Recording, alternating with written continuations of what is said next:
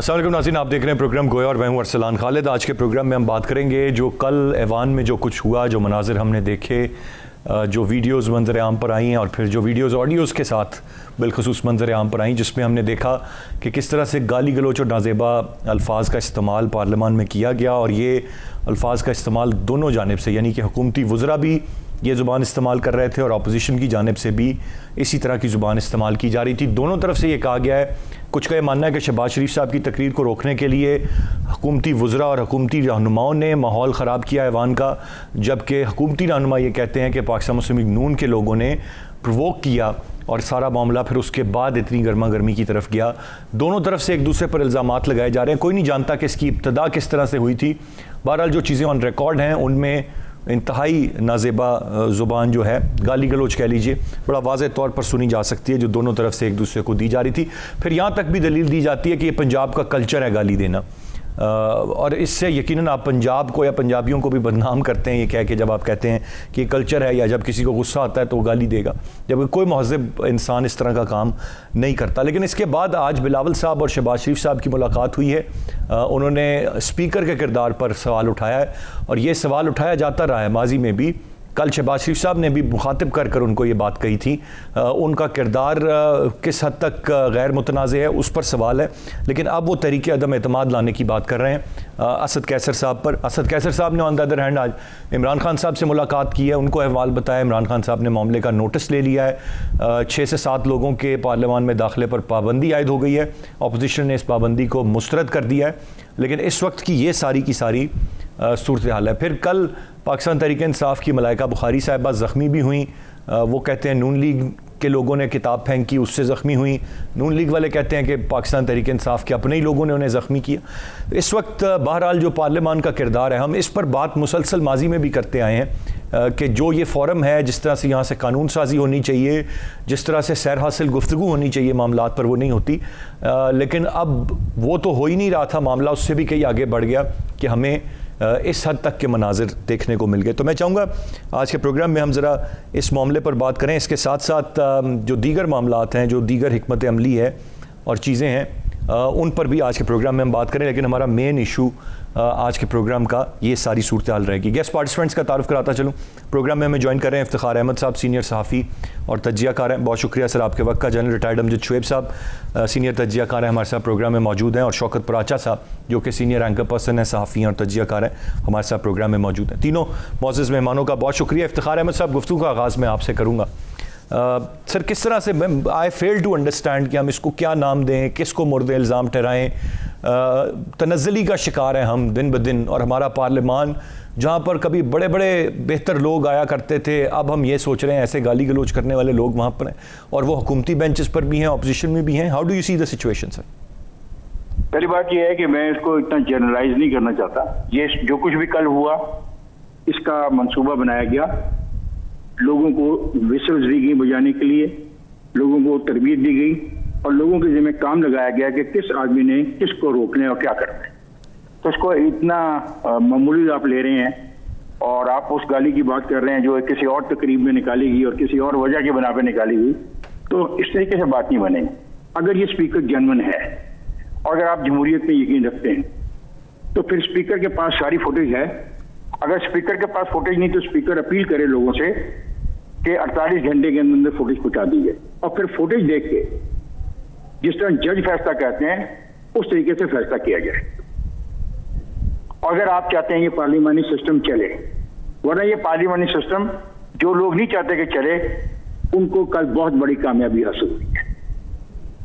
आप कह रहे हैं ये मंसूबा था, ये फिर ये भी बता दीजिए किसका मंसूबा था, किसने विसल्स दी? जिनका सावजर एक पार्टी का मंसूबा था, और ये आपको विसल्स नजर नहीं आई? जो स्पॉन्टेनियस होता है हंगामा, उसमें विसल बजाई जाती है, उंगलियों को होंठों में रख के, जेब से निकाल के विसल नहीं बजाई जाती। और जो उन्होंने किया सिंध में बाजा बजाया, तो जेब से बाजा नहीं बजाया जाता। और एक एमएनए जो बाजा बजा रहा था, वो तयशुदा मामले के तहत बाजा लेके आता है नेशनल असेंबली के अंदर, और वो एमएनए है। तो फिर मैं कुछ नहीं कहूंगा, मैं सिर्फ इतना कहूंगा, अगर ये स्पीकर जेन्युइन है और अगर स्पीकर को अपनी इज्जत का एहसास है, तो इसको तमाम फुटेज लेनी चाहिए और लोगों से मुतालबा करना चाहिए। दुनिया में अपील की जाती है जी किसी के पास फुटेज है तो दें, जिस किसी को भी शौक है फुटेज देने का फुटेज दे। एक कमेटी बनाई है जिसमें सीनियर 3 या 4 जर्नलिस्ट भी हों जो उसका प्रेस गैलरी में बैठे थे, और फिर सजाएं दी जाए। ये नहीं कि एक मिनिस्टर डेस्क पे चढ़ा हुआ किताबें मार रहा है, मुमकिन उसी की किताब मलाइका को लग गई हो, हमें क्या पता। वो आपको नजर नहीं आ रही चीजें, मुझे बड़ा अफसोस है। इसका एक हल है कि speaker either he should resign or should hold a complete probe into it। Opposition ने तो मान लिया ना सर कि स्पीकर साहब जेन्युइन नहीं है, वो तो तरीके अदम एतमाद लाने की बात है। मैं किसी के, मैं ना अपोजिशन के साथ हूँ ना मैं पीटीआई के साथ हूँ, ना मेरा तल्लक पीटीआई से, ना पीपल्स पार्टी से, ना मेरा तल्लक है पाकिस्तान से। मैं पाकिस्तान की सिस्टम के अंदर एक वोटर हूँ और मुझे शर्म आई है जो वहां पे करवाया गया है और जो किया गया है। मेरा लफ्ज है करवाया गया और किया गया, और तमाशा देखा स्पीकर ने, और स्पीकर ने इस मामले को बिगड़ने दिया, खराब होने दिया, और फिर हथियार फेंक के चला गया। ये इस तरह नहीं चलेगा ये पार्लियामेंट, और जो चाहते हैं कि पार्लियामेंट चले वो कामयाब है। मैंने पहले भी कहा उनको पहली कामयाबी हासिल होगी है कल, पहली कामयाबी हासिल हो गई है कल। किया गया या करवाया गया। जनरल साहब आपकी क्या राय होगी, आप कैसे सारी सूरत हाल को देख रहे हैं? और यकीनन ये एक बायस शर्म है तमाम लोगों के लिए जो वोटर तमाम पूरे पाकिस्तान में हैं जो इनको मुंतखब करते हैं, और फिर ये जो very few people out of so many जो कि पार्लियामान का हिस्सा बनते हैं और फिर इस तरह के मामलात करते हैं, ये सब के लिए बायस शर्म है। इस सारी सूरत हाल को आप कैसे देख रहे हैं? बिस्मिल्लाहिर्रहमानिर्रहीम। देखिए अफसान, जहां तक पार्लियामेंट का ताल्लुक है, बहुत अरसा हुआ इसने काम करना छोड़ दिया हुआ है। यहाँ पे सिर्फ कन्फ्रंटेशन, एक दूसरे के खिलाफ नारेबाजी, और यही होता है। अब कल गवर्नमेंट के लोगों ने किया, गवर्नमेंट के लोग पहले भी करते रहे, लेकिन ऑपोजिशन ने तो कोई मौका नहीं छोड़ा, कभी वो भी करते हैं। नतीजा ये कि ये पार्लियामेंट सिर्फ हुल्लड़बाजी के लिए रह गई। अब जो कल हुआ जिसमें इसमें सबसे बड़ा कसूर वोटर का है। आप कहते हैं वोटर मायूस हुआ, नहीं, वोटर मायूस नहीं हुआ। वोटर ने जो किया उसने वो देखा। देखें आपने, मैंने पार्लियामेंट में ये तमाशा कल देखा, उससे पहले हमें नहीं पता था कि कौन कैसी गाली निकाल सकता है, कौन किस किस्म का इंसान है। हमें तो ये पता है कि पार्लियामेंट और ये लोग मेंबर हैं, काबिल एहतराम हैं, लेकिन जो वोटर हैं जिसके हल्के में ये आदमी होता है वो इनकी निजी जिंदगी को भी जानते हैं। मैंने बड़े लोगों से सुना, वो जानते हैं कि ये किस किस्म के मजाक आपस में करते हैं, किस किस्म की जबान इस्तेमाल करते हैं, और इनके अपने मुफादात हैं क्या, कब का ग्रुप हैं, या इन्होंने कुछ पैसे बनाए हुए हैं, या वहां पे कोई जाली कारोबार चला रहे हैं। ये सब इलाके के लोगों को पता है, लेकिन वो वोट देते हैं क्योंकि वोट देने में कुछ और कंसिडरेशन है। उसमें तो ये अखलाकियात और आपका कैरेक्टर और ये चीजें तो शामिल ही नहीं है। अगर इलाके का आदमी ये कहे कि मैं नहीं जानता तो मैं मानने को तैयार नहीं। आप मैं नहीं जानते वो ठीक है, हमें नहीं पता, हम वहां रहते नहीं, लेकिन मुझे अपनी कॉन्स्टिट्यूएंसी के लोग पता है कि वो कौन है, जो इलेक्शन में खड़ा होगा मुझे पता है एग्जैक्टली कि वो क्या है। तो यहां दुख ये है कि हम जमहूरियत के नाम पे ये सारा सिलसिला तो देख रहे हैं, लेकिन जमहूरियत पहले दिन से गायब हो जाती, खत्म हो जाती है। इस वोट को जो इज्जत देनी है वोट डालने वाले ने, वो वोट को जलील करता है, इज्जत नहीं देता। वो गलत आदमी को वोट देता है क्योंकि उसने बिरयानी खा ली है, उसने कोका कोला पी लिया, उसने पैसे जेब में कुछ डाल लिए हैं। ये तो है आपका इलेक्शन जी। तो फिर आप जैसे लोग भेजेंगे, जैसी कौम वैसे लीडर आपको मिलेगी। फर्क सिर्फ ये हुआ कि कल आपकी जगहसाई इंटरनेशनल लेवल पे हुई, सारी कौम को शर्म आई, हर तरफ मीडिया में ये बात हो रही है। ये ना होती, लेकिन क्या लोग बदल गए थे? लोग तो वही थे, उन्होंने सिर्फ अपना आप दिखाया आपको। कल आप कहते हैं कि कभी हमारे पार्लियामेंट में बड़े अच्छे लोग होते थे, वो शायद आपने कायदे आजम लियाकत अली खान के वक्त की बात की हो, वरना पिछले 30 साल से तो हम यही चेहरे देख रहे हैं, यही कल्चर है।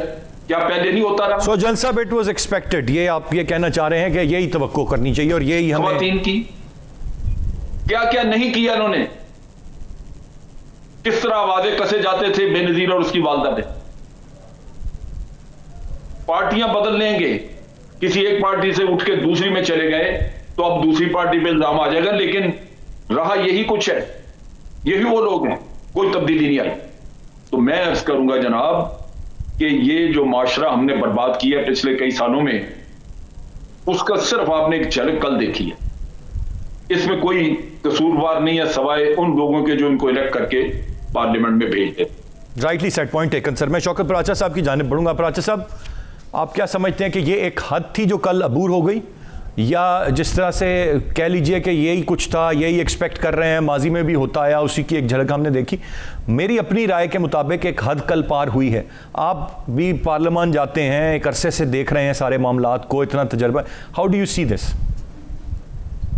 बहुत शुक्रिया जनरल साहब, दुरुस्त फरमा रहे हैं कि ये पार्लियामेंट गैर मुअस्सर हो गई है, लेकिन मैं इस बात को नहीं मानता कि वोटर्स ने इनको भेजा है। ये जिस तरह से आए हैं वो सबको पता है, ये कौन लोग हैं ये सबको पता है। 25 साल हो गए मुझे पार्लियामान कवर करते हुए। जो हद आप पार करने की बात कर रहे हैं, इख्तलाफात रहे हैं माजी में, पॉलिसी पे तनकीद होती रही है, और ये भी दुरुस्त है जनरल साहब की बात कि मोहतरमा बेनज़ीर भुट्टो शहीद या उनकी वालदा डर नहीं होता था। वो 1988 के इलेक्शन में पंफलेट गिराए गए थे या इश्तिहारबाजी जिस तरह की गई थी, पार्लियामेंट में ऐसा नहीं था। कल जो ये तब्दीली के नाम पे लोग लाए गए, मैं ज़्यादा तबसरा नहीं करना चाहता ये कौन लोग हैं, लेकिन ये सबको पता है कि कैसे आए हैं ये लोग। और फिर ये जो आप इफ्तिखार साहब को कह रहे थे कि मंसूबे के तहत आए थे, इन्होंने कल मंसूबे के तहत काम किया है, क्योंकि पिछले सेशन में आपने देखा उन्होंने प्रवोक किया, अपोजिशन बाहर चली गई और 20 बिल इकट्ठे ही पास करवा लिए। और इलेक्शन कमीशन आज कह रहा है कि जो एक इलेक्शन का बिल पास करवाया गया वो तो आइन के मुतसादिम है। यही वो लोग हैं जिनसे एक समरी नहीं बनती आर्मी चीफ की एक्सटेंशन वाली, 3 बार सुप्रीम कोर्ट ने वापस भेजा था। तो इनसे मैं ये तवक्को करूं कि आइनी तकाज़ों को पूरा करते हुए ये कोई बिल पास कर लेंगे और फिर इलेक्शन कमीशन पॉइंट आउट करेगा कि ये तो आइन के मुतसादिम है। बाकायदा जो 2014 के धरनों के बाद जिस तरह का लफ्ज़ लहजा लैंग्वेज इस्तेमाल की जाती रही है, वो जनरल साहब ठीक कह रहे हैं, असेंबली काम कर ही नहीं रही, गैर फाल है, गैर मुअस्सर है, लेजिस्लेशन हो नहीं रही। अगर होती है तो वो एक ही बार 20 बिल पास करवा के इधर रख देते हैं क्योंकि अपोजिशन बाहर चली जाती है। लिहाजा हद पार हुई है ये नहीं है, लेकिन इंतहाई शर्मनाक हुआ है जो वाक़या हुआ है, इंतहाई अफसोसनाक हुआ है और मायूस कुन हुआ है जो कुछ हुआ है। फिर बाद में बाहर आकर आप कहें कि जी नहीं होना चाहिए था, ये नहीं होना चाहिए था। देखिए ना, जब फिरदौस आशिक आमान ने उसको एक खातून को, सोनिया सदफ को जो कुछ किया था, उस वक्त लीडरशिप को चेक करना चाहिए था। फिर फिरदौस आशिक आमान ने जिस तरह एक गैर मुंतखब शख्सियत ने एक मुंतखब रुकने कौमी असम्बली को थप्पड़ मारा, गिरबान पकड़े, उस वक्त पर लीडरशिप को इन एक्शन होना चाहिए था। उल्टा हौसला बढ़ता रहा उनका, और कल का वाक़या हो गया। गुजरा मैंने देखे, अपोजिशन की तरफ से भी बातें हुई, लेकिन अपोजिशन प्रोवोक करती है। हुकूमत का फर्ज होता है कि आप हुकूमत में है ना, आपने तो डिलीवर करना है, आपने लड़ाइयाँ नहीं करनी, लेकिन वो इधर हुकूमत लड़ाइयाँ करती है, हुकूमत प्रोवोक करती है। डिप्टी स्पीकर के खिलाफ पहले से तहरीक अदम एतमाद सबमिट हुई है स्पीकर के पास, अब वो प्लान कर रहे हैं आज के हम ले आएंगे। तो फिर कौमी असम्बली क्या कर रही है? कौमी असम्बली नीचे ले आई है, आटा नीचे ले, मैं जरा अवामी मसाइल की बात कर रहा हूँ। कुकिंग ऑयल नीचे ले आई है, चावल नीचे आ गए, दालें नीचे आ गई हैं। जो अवाम का मसला है वो तो हुकूमत की किसी खाते में नहीं है, हुकूमत की किसी रीडिंग में नहीं है, हुकूमत की किसी तरजीहात में नहीं है, किसी प्रायोरिटी में नहीं है। फिर होगा क्या जब आप हुकूमत कर नहीं सकते, आपको करनी नहीं आती या आप करना नहीं चाहते और सारा काम दूसरों पे डाल देंगे, जी फलां कर रहे हैं, जी फलां कर रहे हैं जी, तो फिर आप किस लिए प्रिविलेजेस ले रहे हैं? आपको झंडे की गाड़ी मिली है, एसी दफ्तर मिले हैं, आपको प्रोटोकॉल मिला है, आपको टेलीफोन मिले हैं, हर चीज़ फ्री मिली हुई है, तो फिर आप क्या करेंगे? फिर यही होगा कि गालियां देंगे, आपके लड़ाइयां करेंगे। एक वजीर का क्या काम होता है कि वो प्रोवोक करे अपोजिशन को। तो भाई अपोजिशन आप पे तनकीद करती है, ये दुनिया की पार्लियामान है, 192 ममालिक की ये रवायात हैं। इधर पाकिस्तान में अपनी रवायात के जी हम रवायात डाल रहे हैं, अपोजिशन को दबाएंगे, दबाएं भाई आप अपोजिशन को। और आपने करना क्या है? तो बहुत अफसोसनाक वाकया है, दोनों मेहमानों ने जो बात की शर्मनाक है। पूरी दुनिया में पाकिस्तान का मजाक बना है, जो इमेज बिल्डिंग की हम कोशिश कर रहे हैं गुज़श्ता 20 सालों से, कल वो नोज डाउन हुआ है उसका। Rightly said. ये यकीनन सबकी यही राय है। मैं एक ब्रेक की जाने बढ़ूंगा जी। यहाँ पर ब्रेक से वापस आकर हम इफ्तिखार साहब की राय लेंगे, साथ रहिएगा।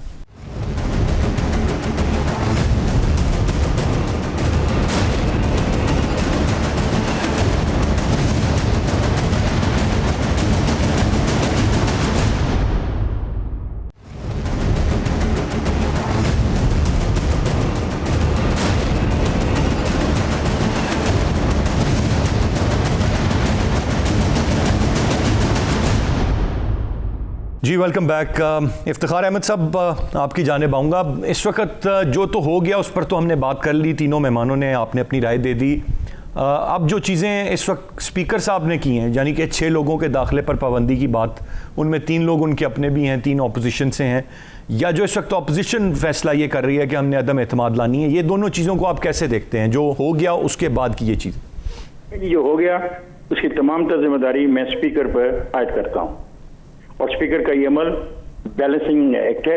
ये खुश करना चाहता है स्पीकर जिस पार्टी से इसका तल्लुक है उसके सरबराह को, और उससे इसने मुलाकात भी की है और उसके बाद ये फैसला किया है। और ये बायस्ड है, ये इंडिपेंडेंट नहीं है। मैंने पहले भी जो मैंने इब्तदाई में आपसे सवाल किया, आपने मुझसे मैंने जवाब दिया। फुटेज मौजूद है, लोगों से कहा गया कि फुटेज 48 घंटे में जमा कराई जाए, कमेटी बनाई जाए, उसमें पॉलिटिकल पार्टीज भी हों, और जो गैलरी में बैठे हुए जर्नलिस्ट हैं उनमें से जो सीनियर तरीन जर्नलिस्ट हैं उनको बुलाया जाए, और फिर जिस किसी ने भी कोई हंगामा में पार्टिसिपेट किया है, हाँ वो पीपल्स पार्टी का है, पाकिस्तान मुस्लिम लीग नवाज का है, PTI का है, या किसी और सियासी जमात का है जो फ्लोर ऑफ द हाउस पे थी, हर आदमी का कंडक्ट जो है वो 1 by 1 चेक किया जाए। यानी कि किसी पार्टी के सरबराह के हुक्म के ऊपर आप इस पार्लियामेंट की चाहिए, पार्लियामेंट नहीं चलेगी। मैं आपको बता दूं, इस पार्टी को पहले यकीन हो गया उसको पाकिस्तान से वोट नहीं मिलने, तो इसलिए वो पाकिस्तान से बाहर बसे हुए पाकिस्तानियों के वोट के ऊपर वो इन्हिसार कर रही है। उसको तो इस बात पे भी इतबार नहीं है कि इलेक्शन कमीशन ऑफ पाकिस्तान के पास क्या इख्तियारात है, और आईनी तौर पे ये नाज़र को मैं क्या इख्तियारात दे रहा हूँ। तो ये मामला बिगड़ रहा है और बिगाड़ा जा रहा है बड़े मंसूबे के तहत। और अगर मैं गलती पर हूँ तो जो मैं बात कह रहा हूँ, स्पीकर साहब मेरा चैलेंज कबूल कर लें, और अगर मुराद सईद उनको नजर नहीं आया कुर्सी पे खड़े होकर किताबें मारता हुआ, तो फिर मुझे सोचना पड़ेगा ना कि स्पीकर क्या कर रहा है। स्पीकर बाइस्ड है, मैं बाइस्ड कहूंगा। जब तक मैंने जो देखा, मैं कहता हूँ किसी ने भी हंगामा किया है, मुझे से कोई तल्लुक नहीं कौन क्या है किस पार्टी से है। मैंने कहा मैं एक वोटर हूँ, और पार्लियामेंट में जो हुआ वो तौहीन वाली बात है, मेरे लिए भी, मेरे वोट के लिए भी, इस पूरे निज़ाम के लिए। और जो चाहते हैं इस निज़ाम को पैकअप करना, मैंने कहा उनको पहली कामयाबी हासिल होगी। ये मैंने 3 दफा कहा है आपके प्रोग्राम में। जी जी बिल्कुल। मैं इफ्तिखार अहमद साहब, ये बाइस्ड है आपने कहा स्पीकर साहब? बिल्कुल बाइस्ड है। ठीक, ये तो बात हो गई। अभी बाइस्ड है, माजी करीब उसको दे दें ये मेरी फुटेज काट के। मैंने उसको चैलेंज किया कि अगर वो बाइस्ड नहीं है, फुटेज मांगे, बैठे, मीटिंग करे, और हर वो शख्स, मेरा कोई तल्लुक नहीं इस पार्टी के हवाले से, जो भी शख्स का जितना भी रोल है उसको उतनी पनिश दे। किसी को 6 महीने के लिए बंद करे, किसी को 1 महीने के लिए बंद करे, जितना रोल है। और रोल ढूंढना मुश्किल नहीं है, कैमरे की आंख माफ नहीं करती। वो पतला दुबला जो परवेज पीछे खड़ा था खटे, उसने भी जो पेंसिल फेंकी वो भी कैमरे ने पकड़ ली है। मुझे इफ्तिखार साहब ये फरमाइएगा कि स्पीकर बाइस्ड हैं, ये तो बात हो गई। माजी करीब में अगर हम देख लें, जो माजी करीब में ऐसा कोई वाकया नहीं हुआ, माजी करीब में ऐसा कोई वाकया नहीं हुआ। सर मैं वाकये की बात नहीं कर रहा, मैं कह रहा हूं जो स्पीकर रहे हैं उनका झुकाव अपनी जमाती की तरफ रहा है। नहीं, गलत है, मुझे कोई तल्लुक नहीं है। देखिए, मैं आप मुझे पार्टीजन ना बनाएं। मैं जनरली बात कर रहा हूं। मैं जनरल बात करी ना दोस्त, ये जनरल वाकया हुआ ही नहीं। ये तो पार्लियामानी निज़ाम को सबरतौज करने के लिए तयशुदा जो बातें हम सुनते रहते हैं, कोई प्रेसिडेंशियल फॉर्म ऑफ गवर्नमेंट की बात करता है, कोई कहता है बाहर के लोगों को वोट डालने दो, कोई कहता है वहां पे उनको नुमाइंदगी दे दो। ये सब बातें आप भी सुन रहे हो, मैं भी सुन रहा हूँ। तो सर हर्ज क्या है बाहर के लोगों को वोट का हक देने में? सर जी हर्ज क्या है बाहर के लोगों को? बिल्कुल हर्ज है, बहुत सारी डिबेट है, ये एक दिन में नहीं हुआ। उसने आपके पाकिस्तान में लोग जो हिंदुस्तान की देते हैं मिसाल, बिल्कुल हिंदुस्तान में किस तरह हुआ, क्या प्रोसेस चला, वो प्रोसेस कहाँ पहुंचा, और क्या हिंदुस्तान के अंदर ये सूरत हाल है, क्या वो पोस्टल बैलेट के जरिए भेजते हैं बाहर से वोट, या EVM के जरिए भेजते हैं। ये सारी बात डिबेट होनी चाहिए ना। मैं नहीं खिलाफ, लेकिन सवाल है किस तरीके से वोट आएंगे वो। ठीक, तो अब वे फॉरवर्ड आपके ख्याल से यही है? Way forward is only with the speaker of this assembly. अगर असद कैसर तो अपनी इज्जत प्यारी है और उसने आज तो एमएनए है ना, कल वो एमएनए नहीं होगा, उसने गली बाजारों मोहल्लों में फिरना है और महफिलों में जाना है। तो अगर सारी उम्र के लिए ये स्टिग्मा अपने साथ नहीं रखना चाहता तो उसको ये फैसला करना होगा, फुटेज मांगनी होगी, लेनी होगी, लोगों से अपील करनी होगी, फुटेज सारी इकट्ठी करनी होगी, 10 दिन बैठना पड़े, 10 महीने बैठना पड़े, हर वो शख्स जिसने ये हरकत की है इट शुड बी पनिश्ड। तो सर वो तो 6 लोगों के नाम आ गए ना, वो तो ये कुछ नहीं है 6 नाम यार। आप मेरे दोस्त, मैं आपको नहीं कुछ कहना चाहता, जिन लोगों ने टीवी देखा ना, ये 6 नाम से बहुत ज्यादा लोगों ने नाम देखे टीवी के ऊपर। ठीक है, तो वो सब के खिलाफ आपकी नजर में? Yes, why not. अगर मैंने अपनी असेंबली बचानी है, अगर मैंने पार्लियामेंट्री सिस्टम को बचाना है, 10-20 की कुर्बानी देनी पड़ती है, 2 यार कुर्बानी।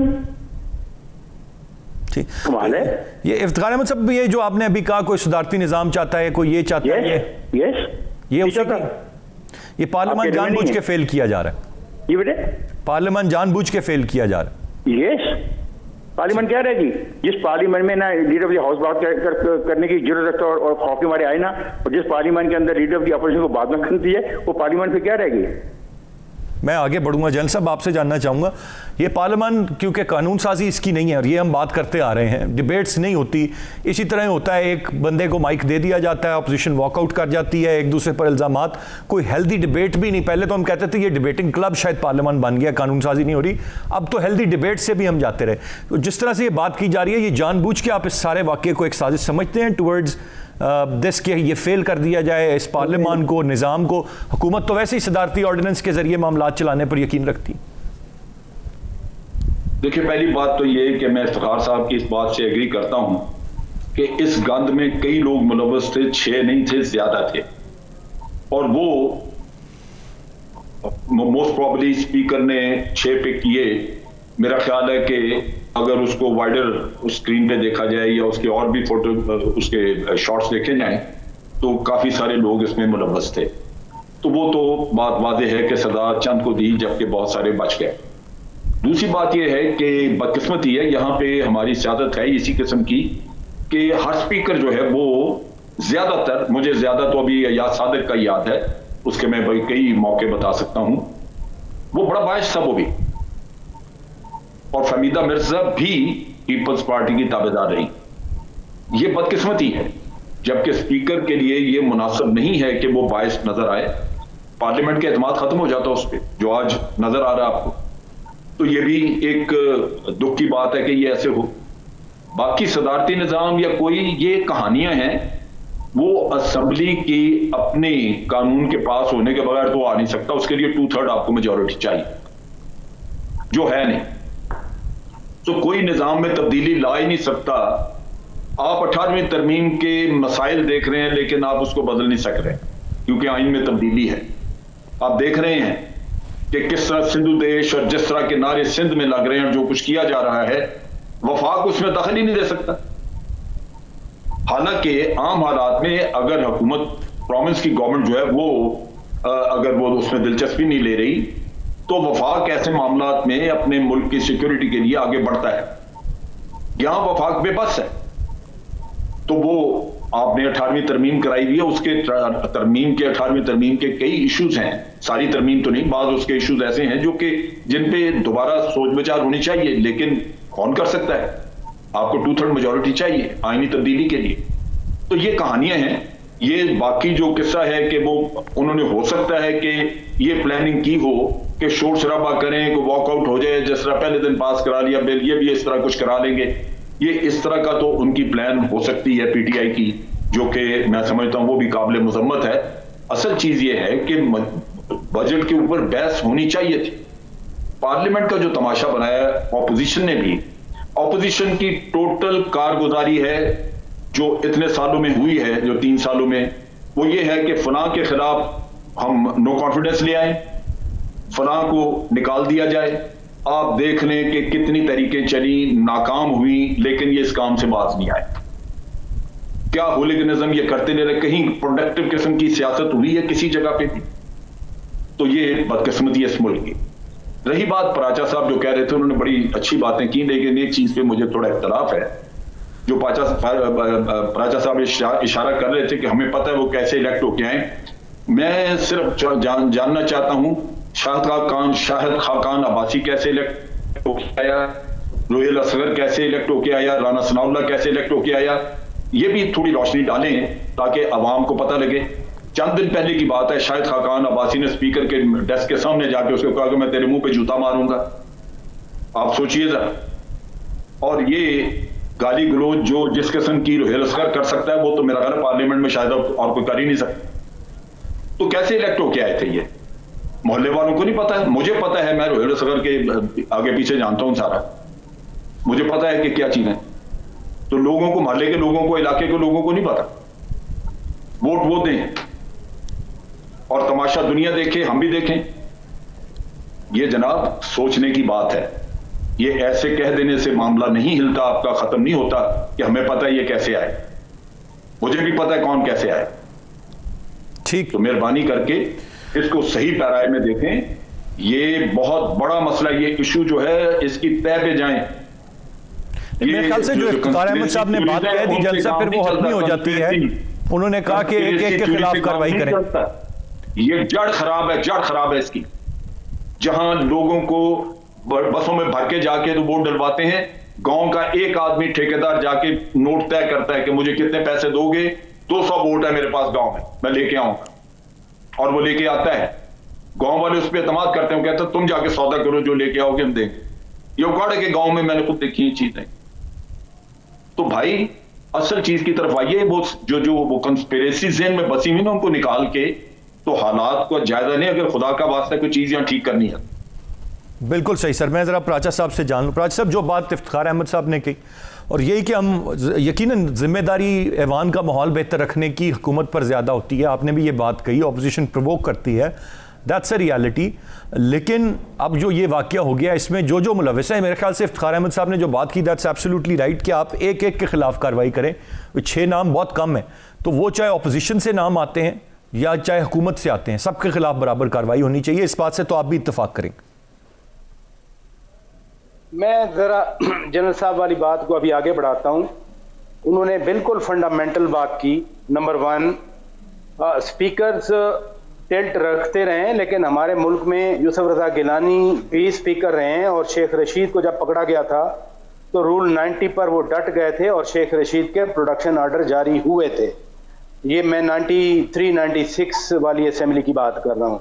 दूसरी बात यह है कि ये मैं हुकूमत की बात कर रहा हूँ। पीटीआई वाले कैसे जीत के आए, जनरल साहब पूछ रहे हैं कैसे आए, आरटीएस कैसे फेल हुआ था, सारी चीज उसमें दर्ज है, सारा कुछ यहाँ है उसमें। तीसरी बात यह है कि ये गांव से लोग पहले भी जीत के आते रहे हैं, गालियां नहीं दिया करते थे। पहले भी माहौल हमने असेंबली में देखे हैं, तलख कलामी होती रही है। ये कोई ऐसी ब्रीड आई है जिनके ज़हन में भरा हुआ है कि उधर से कोई खड़ा हुआ है, मुराद सईद खड़ा हो गया, उसने कहा जी मैं तो किसी को बोलने ही नहीं दूंगा, नहीं मेरी तकरीर सुनो यहाँ खड़े होकर जरूर। ये मैं आई विटनेस बता रहा हूँ आपको असेंबलियों में क्या होता है। ये कोई नई मखलूक आई है, नई ब्रीड आई है इस दफा, जो इस वजह से हम ये देख रहे हैं। जो फंडामेंटल्स हमारे हैं रिफॉर्म्स के, मसलन जनरल तनवीर नकवी वाली जो रिफॉर्म थी मैंने वो भी देखी हैं। उन रिफॉर्म्स के बाद कौन लोग आए थे? यही लोग आए थे। जो जमहूरियत एक प्रोसेस है, अगर ये चलती रहे, रिफॉर्म्स आती रहे, प्योरिफिकेशन होती रहेगी। लेकिन जब ब्लॉक होगा या आरटीएस फेल हो जाएंगे तो फिर इसी तरह के लोग आएंगे। अगली बात जो है, आप कार्रवाई आज करें, इफ्तिखार साहब भी कह रहे हैं, जनरल साहब भी सही कह रहे हैं कि कार्रवाई करें। ये जो लोग बैठे हैं, क्या ये बाद आएंगे ऐसी हरकतें करने से? कभी बाद नहीं आएंगे, क्योंकि जब पार्टी की मीटिंग होती है, लीडरशिप थपकी देती है बाकायदा कि हाँ पढ़ जाओ जी, इनको चुप कराओ जी जाकर, फिर उनका दिल करेगा। मैं आम रुकने कौमी असेंबली की बात नहीं कर रहा। मैंने पहले भी आपसे गुजारिश की कि वुज़रा हैं, बड़े सीनियर वुज़रा हैं, यानी ये जो 7 MNAs पे आज उनके खिलाफ एक्शन हुआ, मैंने वजीरों को देखा है जिन फुटेज की इफ्तिखार साहब बात कर रहे हैं, जनरल साहब बात कर रहे हैं, मैंने भी वो फुटेजेस देखी हैं। मसलन इंसानी हकूक की वफाकी वजीर खुद भी इंसानी हकूक की पासदारी कर रही थी कल खड़े होके। हाँ जी, मैं यंग पार्लियामेंटेरियंस की बात नहीं कर रहा, मैं उन परवेज खटक साहब की बात की, आपके मेहमान ने, इफ्तिखार साहब ने शायद की, पेंसिल मार रहे थे। वो नए हैं, वो पहली दफा पॉलिटिक्स में आए हैं, वो पहली दफा असेंबली में आया है। नहीं, जब आप एक बना लें प्रोग्राम, आपका एक जहन बन जाए कि हमने दबा के रखना है, यानी 3 साल में इस हुकूमत ने सवाए केसेस बनाने के और क्या किया है। मैं सिर्फ स्ट्रिक्टली मैं डिलीवरी की बात कर रहा हूं, जिसको मर्जी पकड़ रख लें यार, मुझे नहीं है मसला, मैं एक जर्नलिस्ट हूं, मैंने रोजी हाथ से कमा के खानी है अल्हम्दुलिल्लाह, जिसको मर्जी पकड़ के रख लें। लेकिन जो मसाइल हैं बुनियादी, यानी चीनी का 2 साल हो गए और कभी FIA ने इंक्वायरी की, फिर फॉरेंसिक ऑडिट हुआ, फिर और इंक्वायरी हो गई, लेकिन मजाल है कि चीनी 55 से 100 के ऊपर गई थी, वो नीचे आई हो। बम्पर क्रॉप है जी, गंदम की आ गई है, हमारी GDP बढ़ गई। भाई आटा किधर है? 80 रुपए किलो। जिस मुल्क में गंदम बम्पर हो जाए बहुत, यानी बम्पर मीन आपकी जो जरूरियात हैं उससे ज्यादा गंदम पैदा हो जाए, अभी कहते हैं कि जी चूंकि फसल अभी अभी आई है तो इसलिए इसका असर नहीं होता। No, I don't buy this argument. सही, क्योंकि अच्छा पॉइंट आ गया आपका, राइटली सेड। एक मिनट, जस्ट एक मिनट। जो मार्केट फोर्सेज हैं वो खुद ड्राइव करती हैं। जब एक होल्डर को या ट्रेडर को पता है कि पीछे से बल्क आ गया है, तो वो जो पहले से स्टॉक पड़ा है उसको डिस्पोज करता है, निकालता है, रेट कम करता है कि मेरे ऊपर बर्डन नहीं हो जाएगा। जी। वो नहीं है। हम ये आर्ग्यूमेंट नहीं मानते कि जी नई क्रॉप जब आएगी मार्केट में तो फिर प्राइस नीचे आएंगे। ये कभी प्राइस नीचे नहीं आएंगे, क्योंकि ये डिलीवर कर ही नहीं सकते। Rightly set. सर एक ब्रेक की जाने बढ़ूंगा क्विकली, और ब्रेक से वापस आकर मैं जो शहबाज शरीफ साहब और बिलावल साहब की मुलाकात है और फिर आइंदा की हिकमत अमली और मिलकर सियासी हिकमत अमली पर काम करने पर इत्तफाक की बात है, ये दोबारा से जो दूरियां ख़त्म हो रही हैं शहबाज शरीफ साहब और पीपल्स पार्टी के दरमियान, मैं चाहूँगा ज़रा इस पर भी एक कमेंट अपने मेहमानों से लें। साथ रहिए।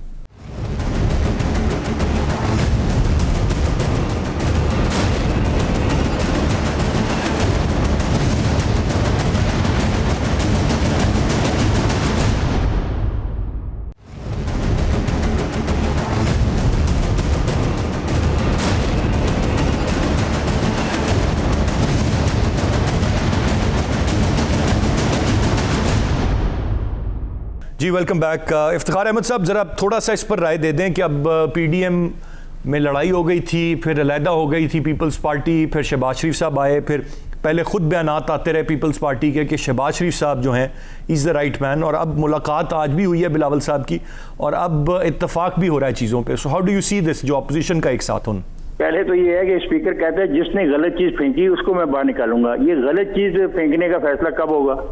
आज भी स्पीकर साहब उठ के चले गए हैं, इजलास फिर मुलतवी हो गया। जी।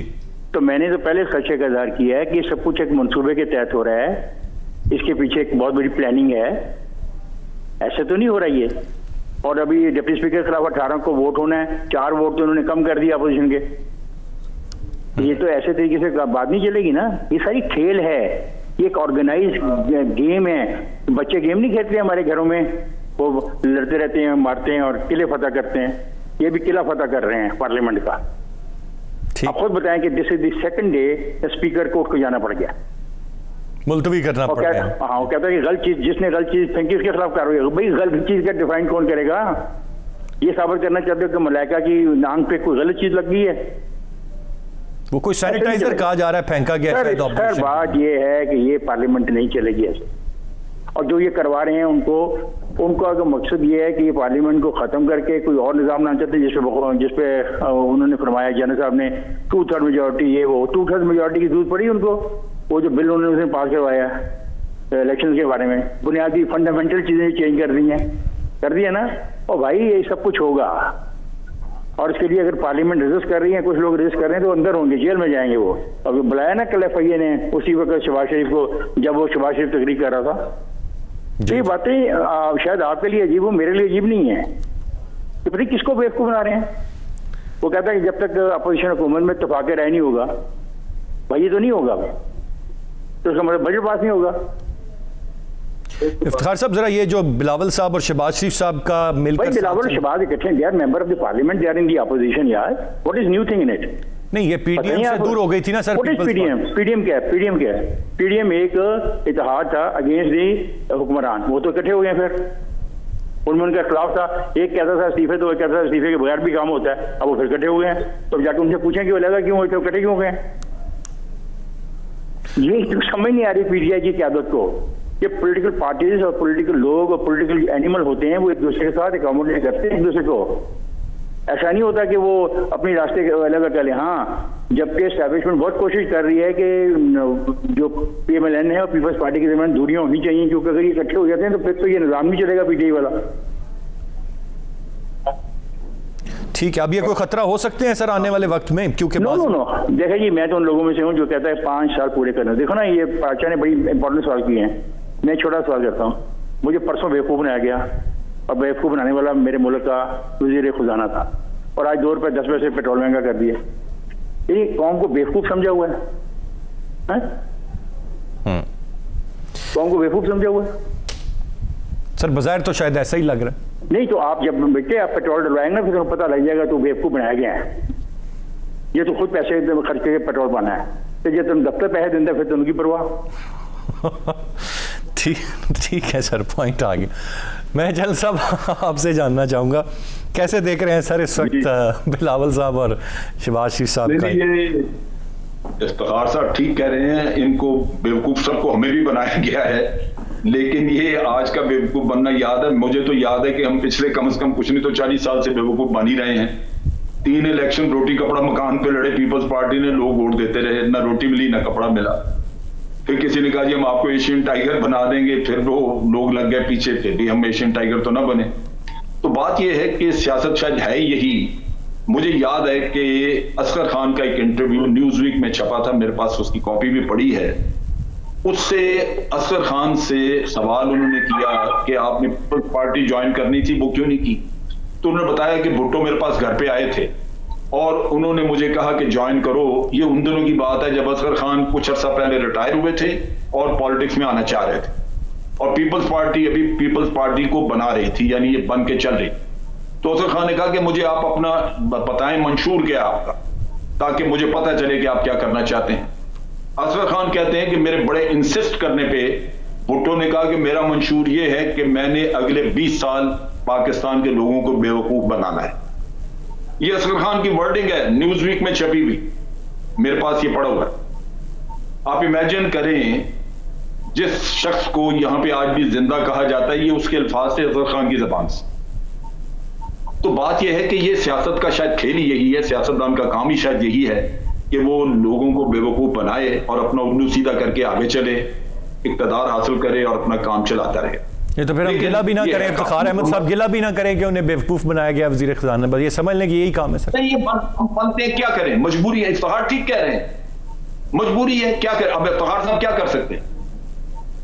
बन गए बेवकूफ, मैं बन गया हूं बेवकूफ, मैं क्या कर सकता हूं? मैं उस वज़ीर ख़ज़ाना को जाके पकड़ सकता हूं जिसने हमें उल्लू बनाया? भाई वो इस हुकूमत में आने से कुछ दिन पहले वो कहता है जी बेड़ा गर्क कर दिया इकोनॉमी का, इन्होंने ये गलत किया, इन्होंने वो गलत किया, ये नहीं करना।